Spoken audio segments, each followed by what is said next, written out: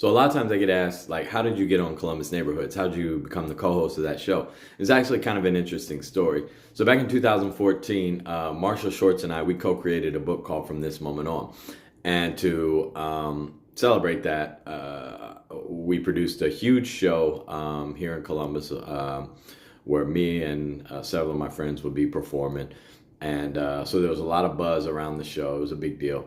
And I was interviewed on TV about the show and about the book launch. And the gentleman who interviewed me, he actually submitted his interview to PBS for as his audition to become host or co-host of Columbus Neighborhoods.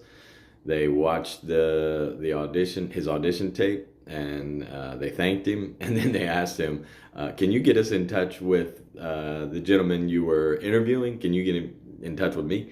And so he gave them my information, and they reached out to me and asked me if I would want to co-host, and I did. It wasn't even on my radar to do that or have that experience, and so 5 years later, I'm still the co-host. Been nominated for a few Emmys, won one Emmy, and so it just reminds me, like, be mindful, thoughtful, and careful, and considerate of the things we say, the things we do, because you never know who's watching, right? Not just when you're on a stage, not when a camera's in front of your face, but we should always be mindful of that. You don't know who's watching. You don't know who's, reading your posts, and what kind of opportunities